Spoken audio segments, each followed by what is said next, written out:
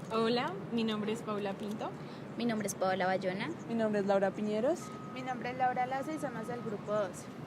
Bueno, hoy vamos a hablar sobre la lectura llamada La idea de ciudad del autor Joseph Bridwell, en donde nos da una serie de relatos sobre diferentes culturas y comunidades, de cómo ellas crearon las ciudades, de los rituales que ellas tenían para crear ciudades. Entonces, en la lectura hay muchos como puntos en común en todas ellas. Todas tenían como un proceso de selección del lugar, tenían un proceso muy litúrgico para creación de ciudades, y además que todos o casi todos involucraban sacrificios, organizaciones, formas que determinaban como el lugar en el mundo a partir como de disposición de los lugares, como de norte, sur, este, oeste.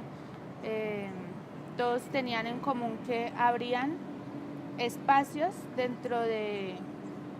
mundos diferentes o mundos separados, y la ciudad lo que hacía era como abrir ese espacio donde ellos podían coexistir y donde podían crear comunidad. Sí, yo creo que es muy importante entender como esa relación que hay entre como el mundo y lo divino y lo terrenal, y esta relación que hay entre eso, cuando hablamos del origen de las ciudades, porque en principio las ciudades no solo se tienen que entender a partir de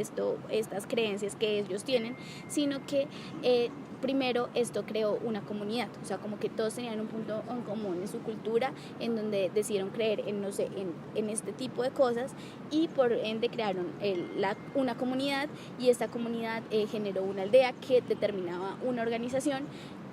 y esta organización determinaba como los espacios en los cuales iba a organizar la ciudad como tal, como las calles, como cuáles eran las calles más importantes, cuáles eran esos lugares de rito, cuáles eran los lugares en donde se colocaban las viviendas como tal, y cómo esto permitía como tal organizar la ciudad a partir de esa relación tan importante que habría entre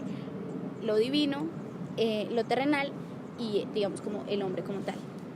Digamos que también es importante resaltar como la importancia de esa unión hacia el rito y hacia sus creencias para permanecer en el tiempo, porque veíamos en la lectura un ejemplo de que ellos estaban organizados como de manera radial, y pues llegaron otros a imponer sus creencias y los ubicaron,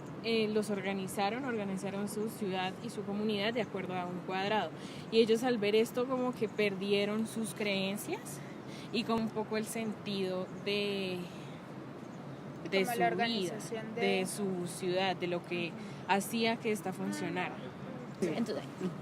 como otro ejemplo podemos ver esas aldeas que son nómadas. Entonces ellos tienen cierta organización en un lugar, pero como son nómadas y se están trasladando de un lugar a otro, entonces ellos se vuelven a organizar de la misma manera porque esa es su esencia. Si se organizaran de otra manera, como que su cultura ya no estaría tan arraigada a ellos como se ve, en estos ritos fundacionales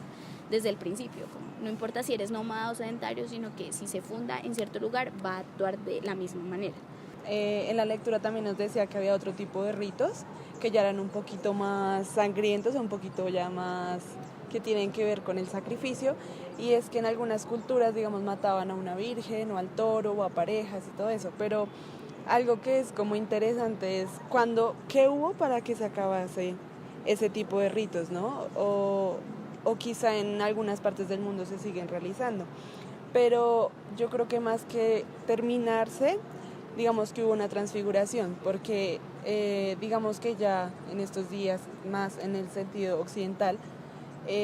no se mata para hacer una ciudad, pero sí se tienen en cuenta muchas cosas como los puntos cardinales, la ubicación, el sol,